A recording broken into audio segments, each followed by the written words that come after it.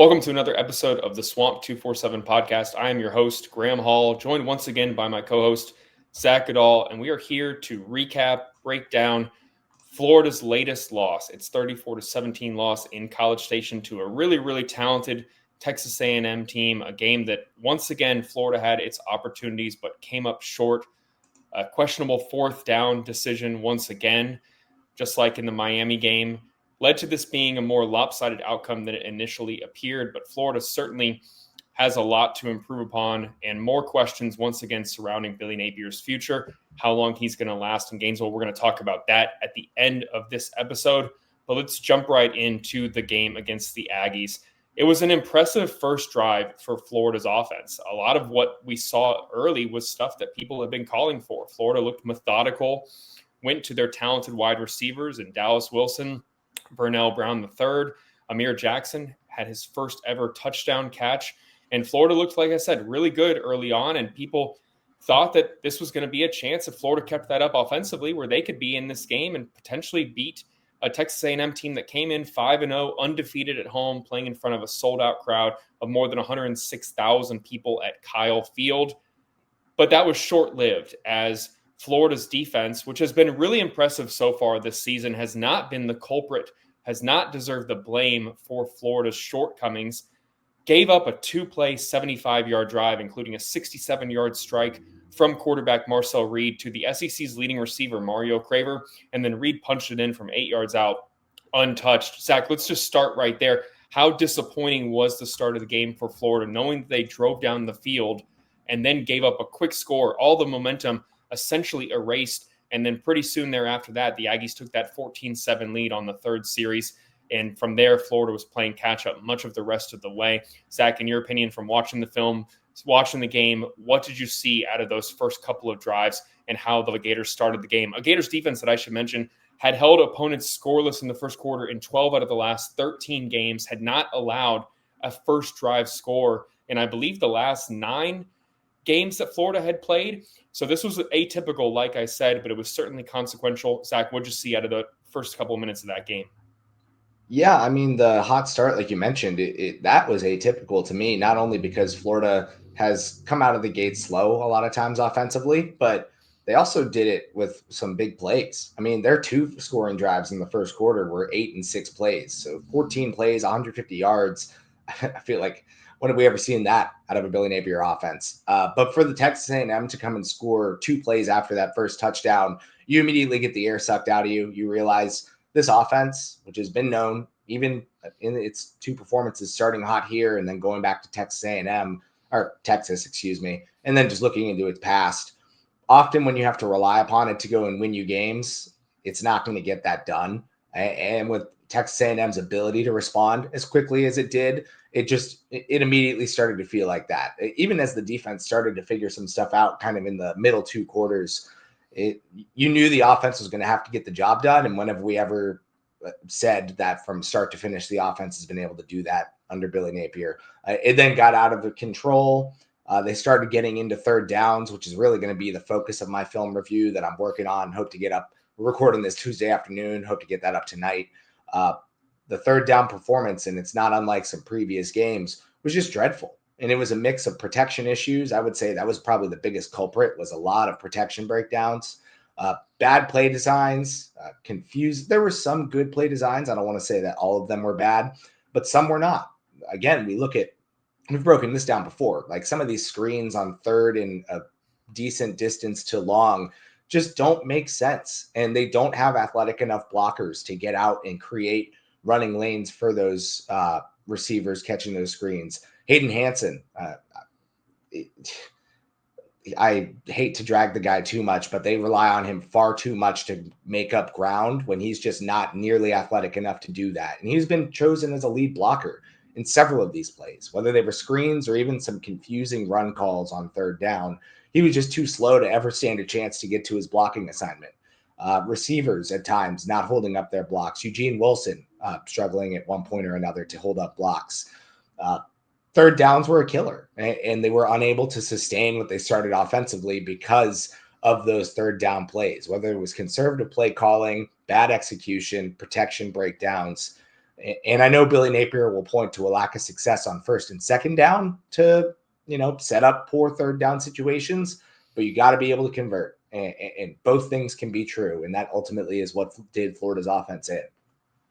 Yeah, you saw a gradual decline offensively as the game went on. Billy Napier on Monday noted that DJ Lagway, due to the injuries that he has continued to deal with throughout the year, obviously go back to the Miami game. Before that game, he got his toe stepped on, was in a walking boot after that. And then against Texas, you saw him come up with a visible limp, battle through that. Whatever he is dealing with, whether it's a strain, a pulled hamstring, whatever, it is causing Florida to not utilize him as a running quarterback. So they've made him one-dimensional. It's impacting the play calling. And as Napier noted, they recruited him as a guy who has dual threat ability. That's why he was a former 5-star prospect. He's a big quarterback, and his ability to be difficult to bring down as a runner is an aspect of his game that Florida has not been able to utilize this season. With all that said, Lagway once again looked more impressive for the second straight week as a pocket passer in the RPO game than he looked certainly in the first 4 weeks of the season. He had 58 yards on that opening drive 2 weeks ago or 3 weeks ago against Miami, 2 games ago. He only had 61 passing yards that entire game. I mean, he clearly was much better of a quarterback, but still without that run element, he is, I hate to say, a shell of himself. But he is not nearly as mobile, and the play calling is limited due to his limitations right now, how modified he has been. And really, that's been one of the massive storylines for Florida throughout 2025 is DJ Lagway's health. This is a guy who considers himself to be a perfectionist, and he's not able to play to his capabilities, which for any competitor, no matter whether you're in athletics or a professional athlete or a collegiate athlete, I mean, that's going to be frustrating. So for him, certainly it is just another situation for him to deal with. And then, I want to bring up Hayden Hansen because I like the guy and I see people all the time on social media criticize him. Stop. First off, you can be critical of his play, but Florida is the one putting him out there for every single play of the game. It's like what it's what Steve Spurrier said. It's not my fault for it's not your fault for going out there and doing it. It's my fault for putting you in the game. And if that's the best tight end that Florida has, again, no disrespect to Hansen whatsoever, but there is some that's left to be desired, especially how often Florida is going to use 12 personnel. So you guys can admonish Hansen and criticize his performance as much as you want, but ultimately it comes down to the coaches and the recruiting. That is why Florida is where it's at here midway through year 4 of the Napier, that era. That's just my, quick rant on that subject real quick. No, I totally agree. If you don't mind me adding, I mean, to give the people who are complaining about his play credit, he is consistently one of the lower graded players on the offense week in and week out. He's also in several games been on the field for every single play. That's a choice. They have other tight ends, even if they would argue that they're not as polished or knowing of the playbook, able to block. I put quotes on that because I do see struggles with his blocking. That is a coaching decision. You can go 10 personnel. Billy Napier talked yesterday, and that leads to, I guess, the second part of what I'm going to say, because it's about DJ Lagway, how they're really not able to do that because of DJ Lagway's lacking mobility. They have to go with another tight end, or at least a tight end on the field, and they were unable to do as much 12 because of Tony Livingston's injury and him being out. But Hayden Hansen, he's all they've got. And you do, no matter what offense you're playing, and you have to have a tight end out there a decent bit of the time. Offenses, no matter what level, no matter how good their offense or bad their offenses is, just 11 personnel is the base formation in football these days. It is what it is. And this is what they're stuck with. I guess to the point about having to have him out there with Lagway, I do find it interesting. Billy Napier has said, and I wrote about this yesterday, every chance he's had, he's given this on a silver platter to say all along the way, DJ's our best option. He's also hurt. 12 days before the season, when he practices for the first time, it's always fine.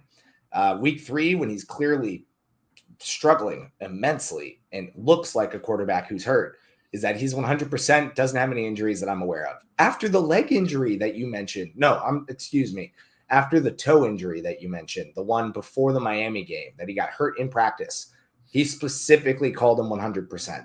He said he is doing fine after the Texas injury to his leg. Now Billy comes out and says he's playing hurt and is unable. He called it an inability to run. And if he was at full health, it would look like it did last year. Well-timed excuse is the way I would put it. You've had every opportunity to acknowledge what everyone is aware of, that DJ's playing hurt below 100% this year. And now when your back's up against the wall is when you're effectively going to throw him under the bus. And it's not to say that he's like blaming him. It's the circumstances. But Napier's had every opportunity in the world to come out and like temper the expectations because of what Lagway's dealing with. Hell, he's had the opportunity to make a quarterback change. If DJ's playing hurt, maybe you shouldn't be playing him. But this is just, it's baffling to me that we're at this point, and now is the time when his back's against the wall that he's willing to throw that guy under the bus. Yeah, to be quite clear, a lot of the messaging regarding DJ Lagway has been Napier following what Lagway's family wants to happen. He's been very protective of him. He's even not gotten his procedures in Gainesville at times. Part of that is to protect him for secrecy's sake, in a sense. And so I understand why people would be frustrated with the messaging and feel like they were maybe even led astray here. That's a whole different subject, critiquing Napier's messaging regarding DJ Lagway. It almost feels like, I hate to say, gaslit in a sense, but a lot of people were, like you said, led to believe that Lagway was going to be okay and that these injuries, these ailments that he's dealt with since the calendar turned to 2025 were not going to hinder his on-field performance whatsoever. And we can sit here in the middle of October and say that that is categorically false when you are admitting after you dropped to 2-4 on a Monday that you cannot use him as a runner when he was so impressive when he had that ability last year. And even go back to the Miami game. That was the last time we saw him used as a design runner, and it led to Florida's lone touchdown in the game. That was critical to him, along with Jacoby Jackson's performance, who was not available on Saturday for the second straight week. That was critical to Florida's offense having success. So it absolutely is a point of contention. I understand why people would be frustrated and why they would criticize the messaging regarding DJ Lagway, because it's, the eyes are not lying. You can see that this is a quarterback who is banged up. And as a result, Florida's play calling, which already was questionable offensively, is now even further limited due to injuries. So you saw that on Saturday against Texas A&M. And one other note before we turn to the next aspect of this game we're going to break down, the tight ends. You knew that 12 personnel was a Billy Napier staple, but let's go through what Florida's tight end room looks like. Zach, I hate to correct you. When you said that they have other tight ends, they do not. You're right. Yeah, Hayden Hansen and Amir Jackson. Look at the state of that tight end room. Micah Jones has been injured. Cameron Costman, we reported at 247 that he had surgery early in the season, midway through September. Tony Livingston, who has been impressive at times and has left much to be desired at other times, was unavailable for this contest. They only had Hayden Hansen and Amir Jackson. So you would sit there and say, well, if you only have two tight ends available, why not use less 12 personnel?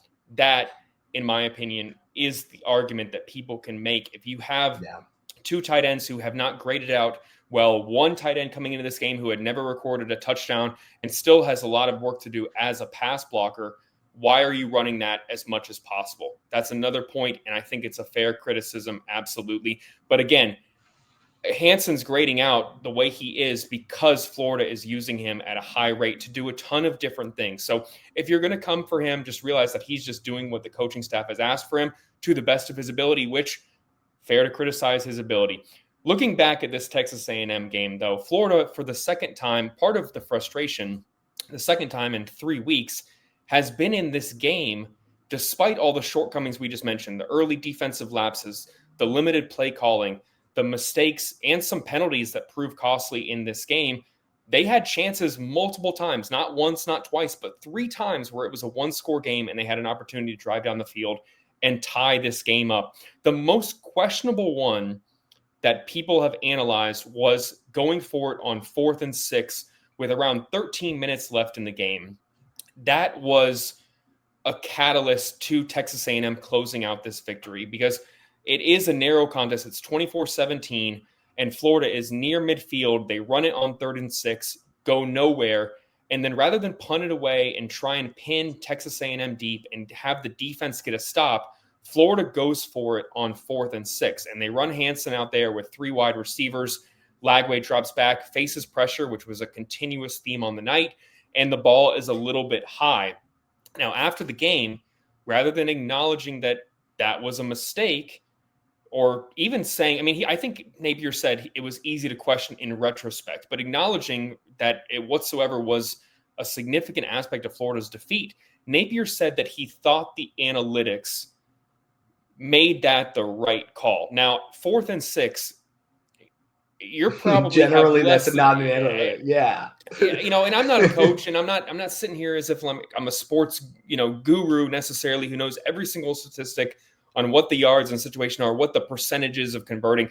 But 4th and 6, I would say, against a really, really good front that has given you trouble all night, and your defense had improved after the first 3 drives, you're probably looking at, all the factors considered, a less than 40% chance of converting on 4th and 6. And what that did by not converting was the Aggies were then able to chew up more than 8 minutes of the clock, go down the field, kick a field goal, and make it a 10-point game. And by then it was too late for Florida to overcome that. Zach, I got to get your take. What did you think of that 4th and 6 call by Florida? How costly was that? And in a sense, do you agree with what I believe, which that decision is a microcosm of the offensive mismanagement under the Napier era, especially in 2025? Yeah, I mean, I could go a couple different ways with this, but first off, it's not an analytically wise decision. And a couple weeks ago, I forget exactly what it was. I want to say maybe the LSU game. There was another instance where he pointed to the analytics, and I think I said at the time, I don't know Billy Napier to be someone that truly leans on analytics. More so, he will just pull that out as an excuse every now and then. But it was similar. The analytics weren't setting. I think it was the one DJ's interception deep to Wilson, and analytically he wanted him maybe to take the check, to take the field goal, to make it a closer game when the touchdown should have been there if it were just a better play call. There are just situations where he likes to tell us it's the analytics when it's not, because he doesn't think that, frankly, I believe he doesn't think that we know any better. But in this one, no. I mean, 4th and 6, when you are as unsuccessful on conversion downs as you've been, it's just not analytically strong. And I will give him some credit here. I actually didn't hate the play design. Sans, we mentioned Hayden Hansen. He's split out all the way to the left. He's isolated until a motion comes his way, but he's a decoy route, quite frankly. And I know we were just going to bat on maybe we shouldn't be as hard on him, but he is kind of a useless player in the position he's at. He runs a fade.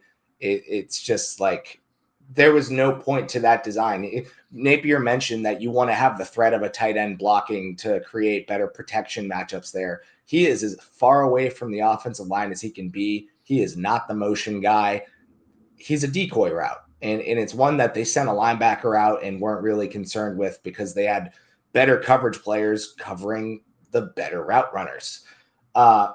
And at the end of the day, it still ended up being a protection breakdown. It was a 6-man blitz. I believe Damian George was the one who ends up getting beat here, but it's hard to tell too because it was just a perfectly designed blitz. There was a stunt.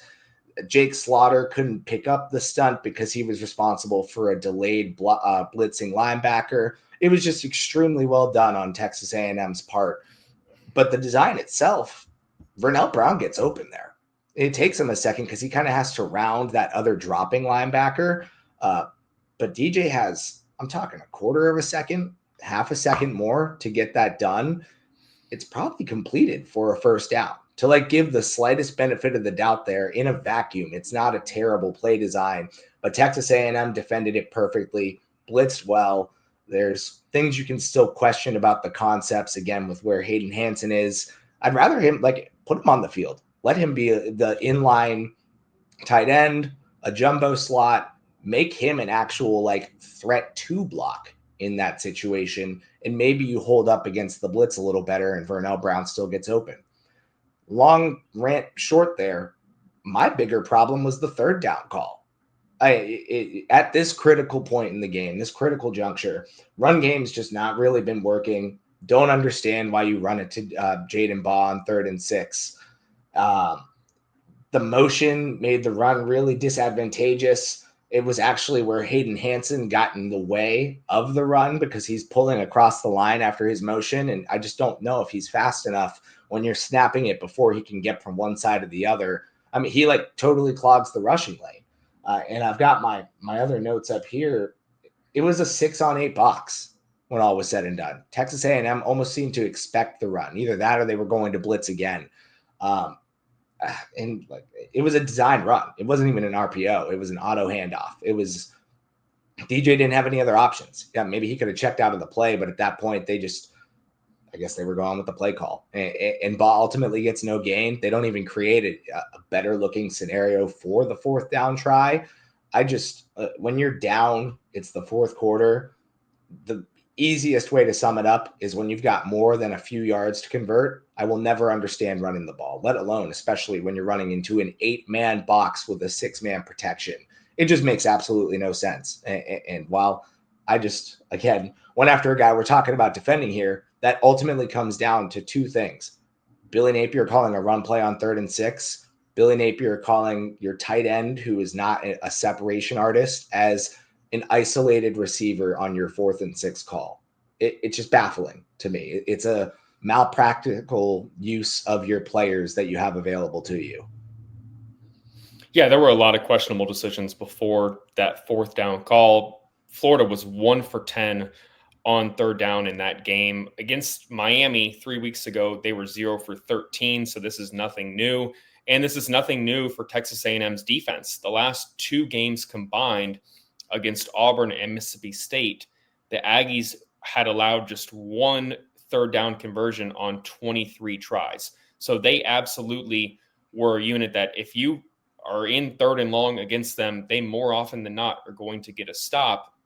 And for Florida, they simply just did not execute well on 3rd down all night. They only had 1 of those 10 3rd downs that was less than 3rd and 5. They had a 3rd and 4 earlier in the game. 7 of them, they faced 3rd and double-digit yards. So the inability to be successful on 1st and 2nd down led to 3rd downs that, to use analytics here, were not favorable to moving the chains for Florida. So absolutely nice. a lot of frustrating things that occurred in that game, a lot of what we've seen before, which leads us to the final segment of this podcast. Because if you're listening out there, which we certainly appreciate you and our readers over at Swamp247 for reading about disappointing outcomes, which I know is never easy. We appreciate you listening. You've seen us write about the 3rd downs as well, Florida's defensive poor start, and Zach's film review. I encourage you guys to check that out as well over at Swamp247 after this podcast episode drops. But Florida right now is at the midway point in the season, sitting at 2-4, heading into their 7th game of the year before their final bye week. And Billy Napier is Florida's head coach right now. It feels like I wrote after the USF loss, that it is just a matter of when, not if, Napier and Florida end up parting ways here. An interim coach is promoted, and Florida is once again looking for a head coach led by Florida's athletic department, Scott Strickland, and certainly has to knock this hire out. He understands that. He sees the noise. And I've made this point several times.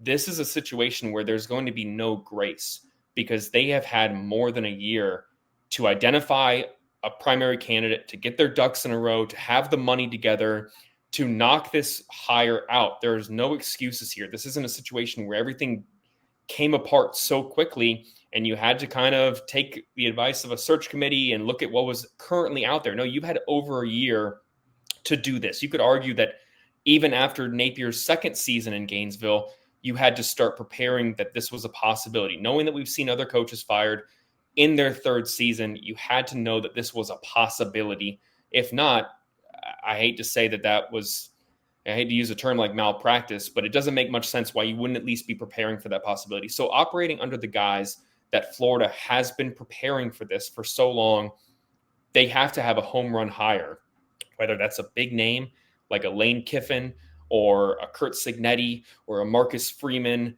you name it, or it's a coordinator on the rise that is going to become an established coach. Someone like, I've thrown this name out, Blake Baker, LSU's defensive coordinator, whoever it is, they have to knock this hire out. With all that said, though, Billy Napier is still the coach. Zach, win or lose against Mississippi State on Saturday before the bye week, which everyone says is an ideal time to, if you're going to make a change, give the interim as many chances as possible to get their plan in place and still attempt to be competitive and put a product out there worth watching. Do you believe, win or lose, that Florida, if they win, do you think they'll stick by Napier a little bit longer, maybe even have him coach out the rest of the season? Or is a loss the final straw for the Napier era on Saturday? In your opinion, what do you think would happen? If they lose their homecoming game where they're breaking out their throwback uniforms, and I know that's all like pageantry and stuff and shouldn't influence a decision, but I don't think he should make it to the tunnel before he's told of what the deal is. And quite frankly, like he probably does make it to the tunnel and have to stand up and talk to us about what went wrong, but I don't think he has a job after that. I don't want to guarantee it because I'm not the one in the building making any decisions, but like, that's the way I see it. It's beyond reproach, and it's probably been beyond reproach. But at that point, even with a win, like, I mean, if Florida comes out and beats Mississippi State by 20 points, 3 possessions, there's a part of me that could see him getting through the rest of the season, or at least late enough into the season. I mean, we saw Dan Mullen fired 2 weeks before. But that's unideal circumstances. That's bad timing. We've talked about it before a couple weeks ago before the first bye. We understood that there was the prospect of maybe losing players to opt-outs, red shirts, and that's why you don't do it for the first one. You don't have that excuse this time around. This is ultimately, if you're going to do it in season, to me, it's this Sunday or never until the season's over or a week or two before maybe, but even still, you're just hurting your own timeline with your job not being open until that late. So, yeah, I think even if it's a close win, especially if Mississippi State makes this a fight, which they certainly could. I mean, this is a good enough Mississippi State team to come in and maybe even upset Florida, but at least play them close. Yeah, I think it has to be over. And certainly, again, like if they lose this game, there's no I will personally be going to Florida and demanding the opportunity to interview Scott Strickland if Billy Napier still has his job during the bye week. And I say that knowing and with some respect for Strickland. I understand he's not done media availabilities in a long time, so I'm not trying to set a false expectation. But it would be completely, totally baffling if Billy Napier went into next week with his job after such a loss. It would be incredible. Honestly, it would be unlike anything I could have imagined, quite frankly. Well, honestly, Florida fans can imagine it because it has happened before. Ron Zook, they made a decision to part ways with him, but he was allowed to coach out the rest of the season. I could see a situation like that. You know, Billy Napier doesn't want to quit on this team because they haven't quit on him, where I could see something where Florida makes an announcement that after the season they are parting ways with Napier, but he's going to stay on through the end of the season. Given that going to an interim coach, I mean, how much is that actually going to help Florida? I've said this before, that if there is a coach on this staff that is a better offensive play caller, we haven't seen it just yet. And if there is, it's just further indictment of Billy Napier. If they've had a play caller who is better than he is sitting here in Gainesville, what have we been doing here for the last 2-3 years in a sense? So I could see a situation where he's a proud guy and wants to stick by the team that has stuck by him, where he coaches through the end of the year. But with all that said, win or lose on Saturday, I think it is extremely likely that we are talking at this time next week about Florida moving on from Billy Napier and what the future will look like in Gainesville, who the interim coach is, talking hot board, all that stuff. I think, honestly, on Saturday, the odds tell me that this is more than likely, in my opinion, Billy Napier's final game in Gainesville. So with all that said, a lot of people I know have been waiting for this to happen. It's taken longer than a lot of people expected. Many people thought it would happen last year. That did not occur. They won 4 games down the stretch.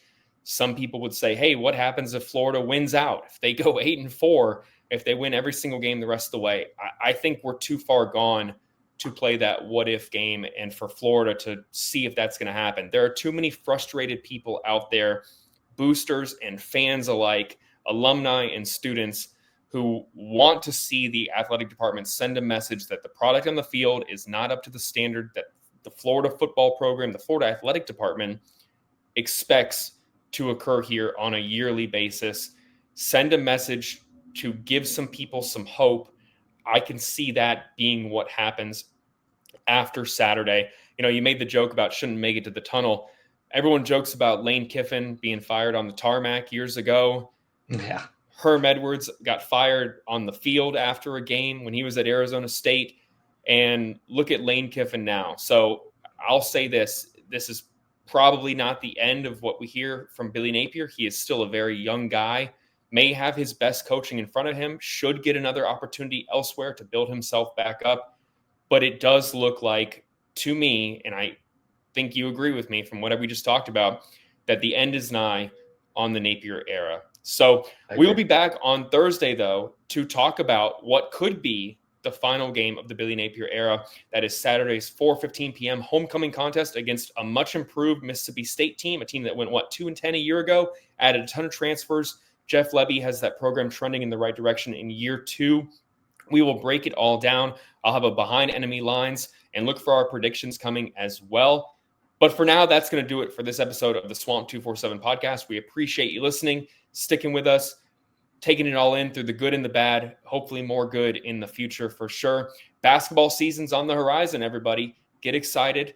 We're less than, 3 weeks away here. Florida plays a secret scrimmage on Saturday against Florida International before playing Illinois, a top 20 team in the AP preseason poll. The Gators checked in at number 3 in the preseason top 25 behind Purdue and Houston. So look forward to more basketball coverage coming as well. But again, that's going to do it for this episode of the Swamp247 Podcast. For Zach Goodall, I'm Graham Hall, and we'll see you next time.